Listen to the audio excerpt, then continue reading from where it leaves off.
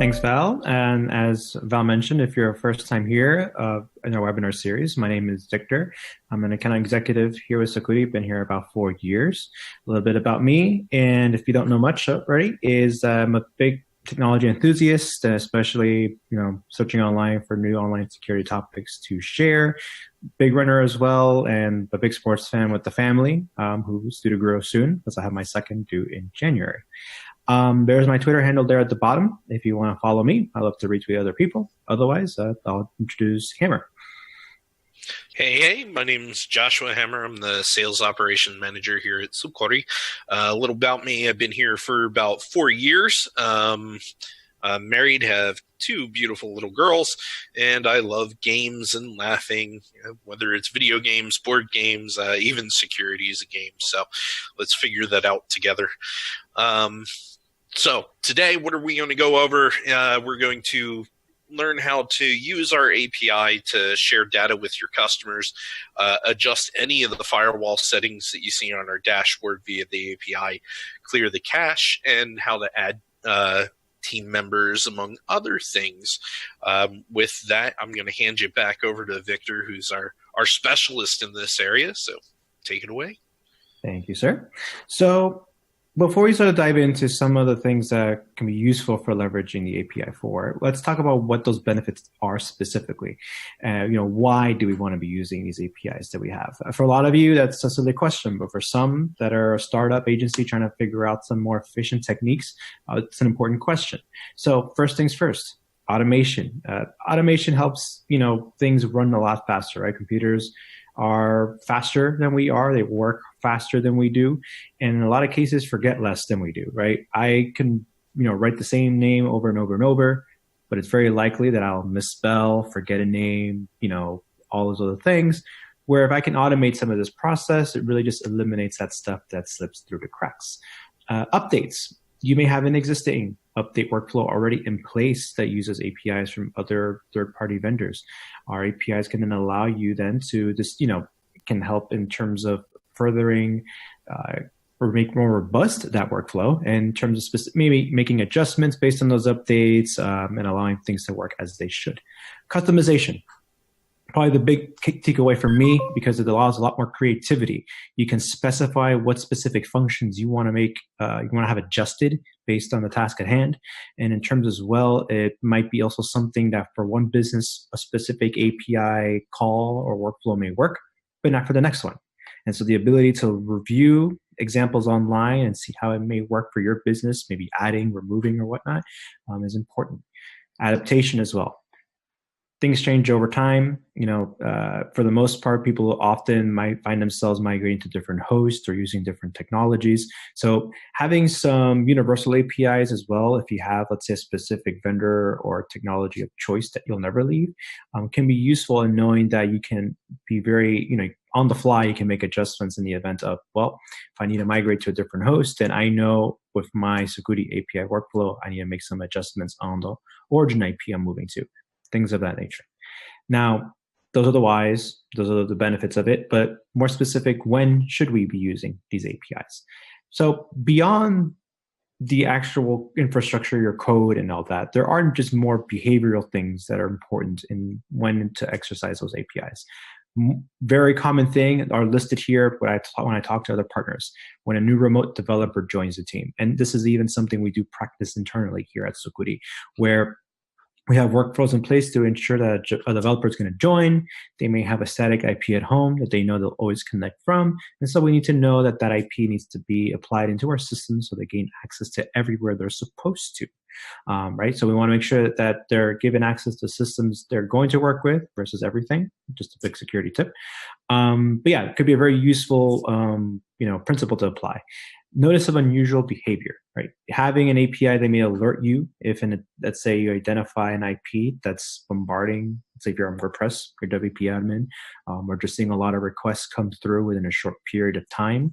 Having an API workflow in place or APIs that can help facilitate functions in the event of that unusual behavior is useful. I'll go over an example towards the end about something just like this. Content changes. It's never going to stay the same forever. And so if you're utilizing our services and our firewall, you should know that we are built on top of a content delivery network to help optimize performance and cache your content. But you may be also using something else, WP Rocket on WordPress, a third-party vendor out there that also functions as a content delivery network. So having a workflow in place to ensure that those caching layers are purged in the right order so that things are displayed properly is important. And inventory change, right? That's common. You might lose or gain clients, much to our chagrin, but you want to be able to as well automate and speed up the ability to add or remove those domains that come off and add on those new projects that come on. So from here, we'll go into some examples of the API. We'll split this into two sections. First, that are very single action in nature, right? You're doing one specific thing to accomplish one specific goal. And we'll go through a lot of common examples. Just know, if you are, of course, a paid customer of ours and utilizing our services, there are many more APIs than what I'm going to describe here. I just don't have enough time.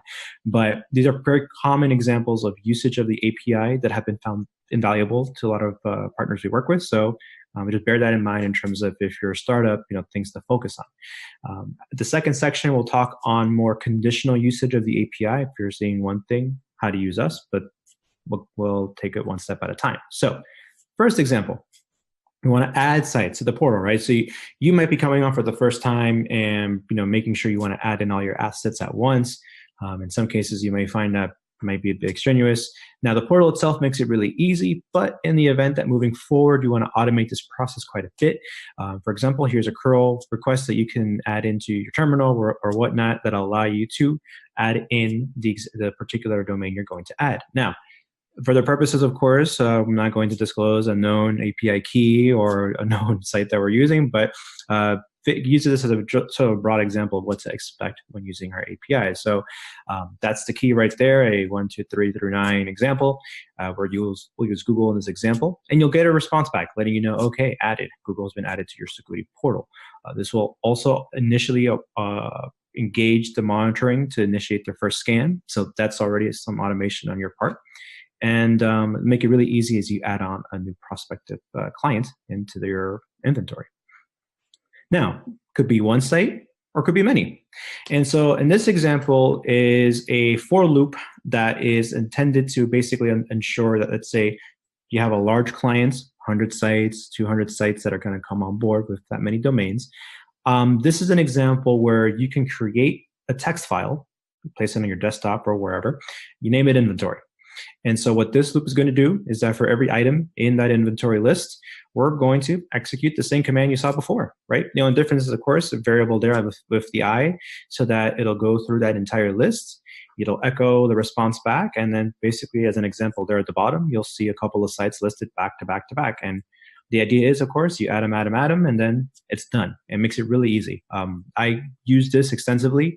It's about a minute's worth of effort, whether I'm adding 10 sites, 50, or 200, okay? So it makes it really easy for you, especially where all you have to do is add a bunch of sites to a file, update the file, and run the loop. Similarly, you can do something on the firewall side if you wanted to add them in bulk. Now, if you're familiar with the service, you know that when adding a site to the firewall, this part can be a bit of a time usage. So you'll see a panel like you see there on the right-hand side of the screen, where it'll ask you to check off a couple of things if you wanted to, optional services, like if you're currently under Ddos, we have a way to, ensure that we can restrict some access there to get you back up to make the site available, restrict your backend to only specific IPs, or even utilize our DNS management, which is optional. But if you're adding in bulk, this takes time. All right, so it'll be a similar loop here on the left hand in the example, where for the purposes of this example, I'm going to opt out of all of that. All right, and the opt out specific thing you'll notice there in the example is 0. If I were to enable it, I would replace it with 1. But it'll be a similar thing. I'll have an inventory somewhere on my desktop local machine, and then for every item in that inventory, I'll run that curl for adding a specific domain into the firewall portal, and just let it run. And you'll log into your portal next time, and then you'll see your inventory jump from 2 to 200 in a matter of 5 minutes, maybe. So really useful, and especially in this part of the portal, makes it really easy if you're a developer or a large team looking to onboard in mass. Now, next example will be flushing the cache. And so, of course, as a content delivery network, we are going to cache a lot of your assets based on the caching mode you've enabled. It could operate a lot of different ways.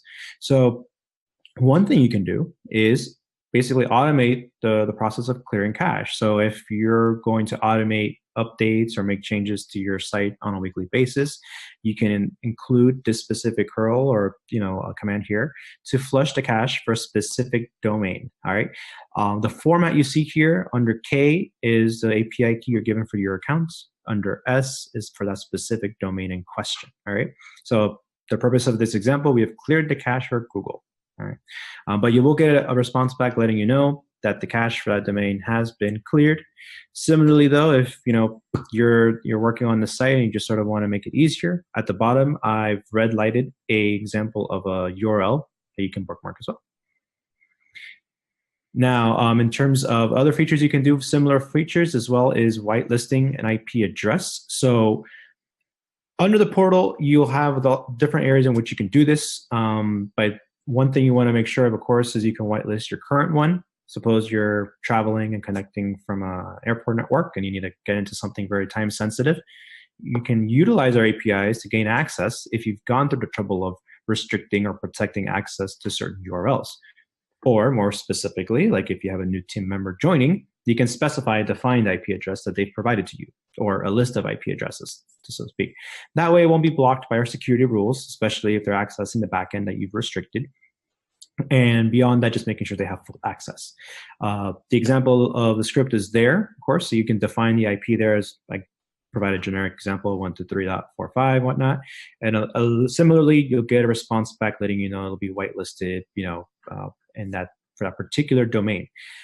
One thing to note about our services, though, is that you would have to do this, of course, for each and every domain if you have a team member that's going to, take advantage of managing all of those assets. So we do have a ways to manage that in bulk. Reach out to your account manager to get that list. Or otherwise, you can take a similar approach like I mentioned with the cache, which is a URL at the bottom that you can bookmark, share with team members in the event that things change. It's also something really easy you can document, so that as new team members join on, they have access to these URLs that they can whitelist themselves. Now, one thing I'm highlighting here with the screenshot is our protected page feature. I know when you set up a site, I touched on the fact that you can restrict your WP admin, for example, to be locked down to certain IP addresses, but certain file paths in general could be something you can restrict as well. You might have internal use only paths, access to specific parts of the site that aren't ready or whatnot. And you can restrict them by IP address. And ideally, if you've already got most of the team whitelisted, makes it really easy to control access to those URL paths. So those are an example of single action, right? One thing, one goal. Here we're going to speak on just two examples on multi-layered approaches to utilizing some of the same functions we just discussed, right? What scenarios can we enable these features and what would make sense? Now, for the first example, it's actually an example I drew from a blog post that came out today, blog.sucuri.net. Northan, one of our firewall engineers, did a really good job on really touching on API usage of our firewall. And the example he touched on is basically accounting for the number of HTTPS requests that hit a specific origin server. That'll then trigger the API to basically enable once that threshold is met. Now, for demonstration, of course, these are not maybe numbers that you would want enable as a threshold, but just acknowledge the principle here in terms of what we're looking for. So what we're going to do is we have an option for emergency DDoS prevention, right? And in the event that we do see a lot of requests hit the server. So if, for example, we see that requests hit up to 500 and beyond that, then what that'll do is if and when we see that specific threshold, then we're going to execute the API. As I touched on earlier, you have the key for the accounts and the key for specific domain with the credentials. So this could be something that then you want to make sure that you have each and every domain accounted for in the event that those requests are navigating the origin. So that's one example of an if and then situation, right? Practical because you may be seeing unusual behavior. Another generic thing you can do with this principle as well is if you're identifying a lot of requests from a specific region and that is unusual for your audience, then you can enable country blocking as well. and we do have a lot of extensive regions that we can enable with our country block, either both get or post methods. Okay. And that's the next example. This will be in the event that you need a clear cache based on changes made to your files. Now, earlier, I kind of made the condition known that if you make content changes to your site, you would go through and make the process of you accessing the URL that's bookmarked in your browser, clear the cache on your own. And that can be useful if you remember to access the URL to clear the cache. It might be very late at night, you finally finished the page or the new blog post or a new layout, and you just forget to clear the cache, and based on your caching mode with us, it may not show for the amount of time that you want it to show up to or as quickly as you would like. So for the purpose of this example, I will go with the timestamp from the last modified date in the file system, right? This may be something that makes sense to you. If you have a different approach, by all means, but just to sort of get your mind thinking about ways you can, basically make sure the crumbs are picked up behind you once you make those changes, or other team members execute changes as well. So we're using here an iNotify wait, which is a Linux-based tool to monitor for last modifieds and whatnot. Of course, it's Linux-based, so if you're utilizing something else, I apologize. But the general principle is that we're going to check against last modified in your file system. If and when we do see that, then we are going to execute the clear cache for a specific domain, okay? Or a list of domains. You may flush the entire inventory you have set up with our service just to cover your tracks.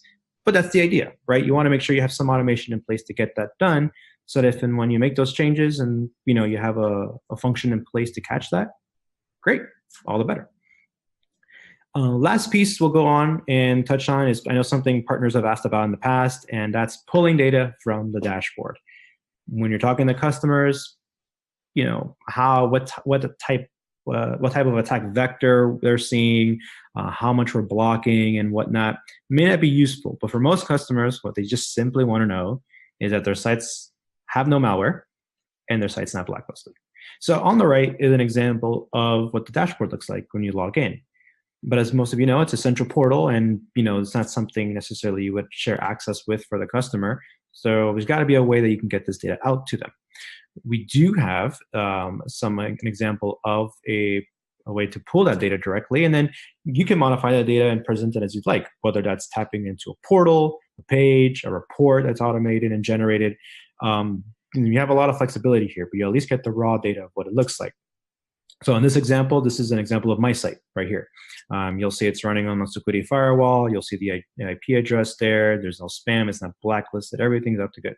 So I'm going to run my curl here and from my monitor with my key and get the data for my site. And this is a part of the data, not everything. It can only fit so much on a slide, but I want to hit on some keynotes here to understand what data you get access to, right? So of course, the domain itself, what are we looking at? What IP is it on? What CMS is it running on? What version of WordPress is it running on, right? So you have a better understanding of what else we're identifying, JavaScript, URLs of the domain, more specifically the blacklist that are clean against, right? So this is very clean. It's a good example of a site that's good. Now, for a clean site that's useful and maybe a good way to present valuable data to your customers to let you know the service is working, but in some cases, you also need the APIs to alert you to an issue. So we're going to use John Hack's site, okay? And I've highlighted here specific issues with the site that might be worth noting in a way, like I mentioned earlier, to conditionally trigger either the API or just internal alerts to issues based on the data you're seeing here. So for example, if you identify that WordPress right now, we're crawling towards Gutenberg in 5.0, for those that are familiar. This particular domain's on 4.8.2, means it's outdated. So if you can identify on the web app info, for example, that this particular version of WordPress does not match the current version, it's outdated.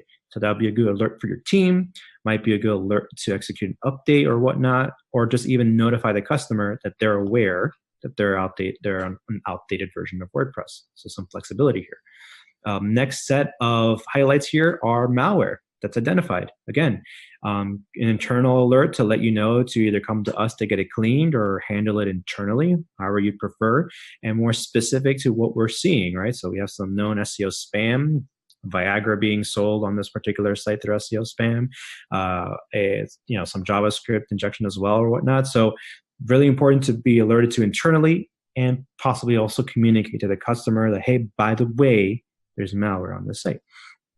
Last and not least, certainly, of course, is blacklists. Want to make sure that we also get alerted to the fact that we know which blacklist this domain may have landed on, so that once the cleanup is done, and maybe once we've also pushed an update to this particular WordPress site, we can go to a Yandex, McAfee, Google, and whatnot to request a delist to make sure that the site reverts back to good standing. So in this particular example, one thing to note: if you see blacklist info, means the domain is clean, and you can sort of copy that text after the fact. So okay, domain is clean by Google Safe Browsing and Sucuri Malware Labs. But more specifically, if you get a blacklist warn, that means it's blacklisted somewhere. It'll even include the link where you can follow up as to the reason for the block as well. So those are some examples, right? Running at 20 plus minutes, so don't want to take too much else of your time, but just sort of get your mind thinking about ways you can get creative with the API. You can, list them to execute just basic functions day to day. And by all means, if you have any questions, let me have them, Val. Be more than happy to answer. One of my favorites is the clear cache. I love the fact that even though you might have hundreds of different accounts in there and you don't want to give people access to your dashboard, that you can give them that clear cache URL and that clears it for just their site and they never have to log into us. So. Yeah. External communication out of the portal, it's a good security tip too, right? They don't have to have access to other client sites and it still gets them to accomplish the goal they need. Awesome. Yes, we do have questions. Also, we don't have that much time, but I'd like to go over a few of them. Sure. First one that came in here from Michelle is, how much coding do I need to know in order to use your API? Or I'm assuming any API for that matter. I would say, to know how much coding is just to understand the principle of the URL you work with, right? I came on 4 years ago and a lot of this was unknown to me, but you work with something enough to understand what it may do. You may even think about testing, like adding a dev or staging site to our portal and then playing around there. Like, what happens if I did enable this API? Oh, whoops, I shouldn't have done that, but now I know what happens. Just learning that, you can just, organically learn, understand better ways to do it. Joshua mentioned, just having a URL in place. Those are very basic, those are simple things, right? You can bookmark something, and you can have like a folder in your browser, say clear cache Sucuri folder. Then you can have subfolders for each particular domain that you're managing. And then inside of that is a link to either flush the cache or whitelist your API.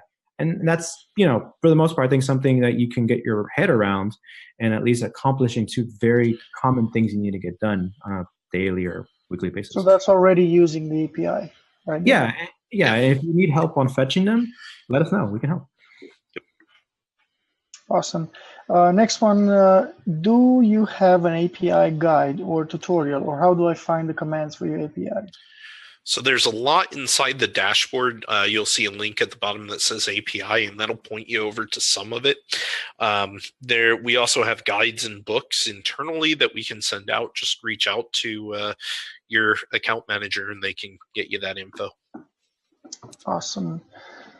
Next, you mentioned detecting by last modified date in your caching example. Is there another way to do it? There are. I use that because to me, it probably made most sense. If you're modifying the file or anything, you're likely making some changes you want reflected. Now, in some cases, though, that could be an alert to malware. So that was a tricky example to use. In other cases, you may look at things like identifying, what the code itself looked like and matching that against something else. You could look at the date it was opened even, maybe just to cover your tracks to understand if there are any changes there. So there are different ways you can look at it, different principles. If you go online to forums, you will see different people exercise different beliefs on that. But that's up to you. But whatever you think makes more sense for you, if you know that to you it's easiest to wrap your head around the modified date, go with that. Awesome. Tom is asking, you wanted to add something, Josh? No. Okay. Tom is asking here, kind of a longish one, so I'm going to read it. Are there other API features beyond the caching and whitelisting that are popular? And he says, I'm trying to understand what I can tell my dev team. Everything on our firewall side, everything that's in our dashboard can be accessed via API. So, I mean, technically, you could rebuild the firewall portal and have everything done via API on your own program. You could build a complete plugin that you could give to your individual clients that does everything that our firewall dashboard would do. Yeah, and it's something that I actually got off a call about 30 minutes ago, or about an hour ago, with another group that was actually asking just that, right? Like, how much flexibility do I have if I want to build my own plugin to work alongside you guys? Because they also utilize another vendor for caching purposes, and there is a lot of flexibility to do so. We're always making updates to our APIs. I mean, I would say most, if not all, of the firewall, like Joshua was alluding to, is available. Monitoring side, there's also a lot of flexibility there. So I think in terms of making sure that you wanted to build your own custom portal plugin page, whatever, that's something everything from country blocking to enabling additional security settings, uploading or updating your SSL certificate within our portal is something you can do through API. So yeah. Thanks, guys. 2 more questions for today.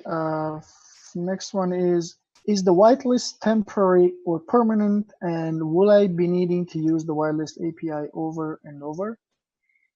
So you can specify within the portal in terms of time, I believe, Joshua. But and so, but for the purposes of the API, I mean, it'll essentially be permanent. So you don't have to worry about like re-whitelisting every 20 minutes or every hour. It'll just be more important, I think, as someone, a lot of us work remote or at least travel a lot to events and whatnot. It's a good tool to have ready before you leave home base, so that if you're connecting from a WordCamp or any of these other large events, you're not locked out of your own stuff and sort of scrambling to get access back in.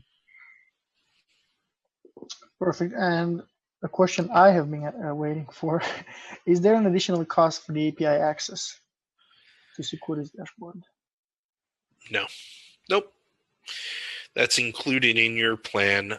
We do have a API that is separate, that is for monitoring, that does cost. But in terms of the APIs that we covered here today, it's included with all of your plans. Yep. Awesome. So then that should be all for today. Thanks again, Joshua and Victor, for joining us today. Thank you to all the people who are watching. Thanks for the questions being sent through. For those of you who joined later, I just wanted to mention that we will be having this as a recording, as a video recording on our site, and you'll be getting all the questions, all the other questions that have been asked. Joshua and Victor will be answering them, and we'll post them on the site together with the slides that have been used. So from my side, I would just say thanks again for being with us. We're going to be back, right, Joshua?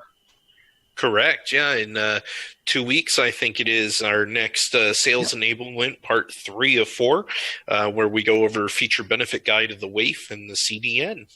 So hope to see you all there and appreciate your time today. Till next time. Yes, sir. Awesome. Thanks, guys. Goodbye.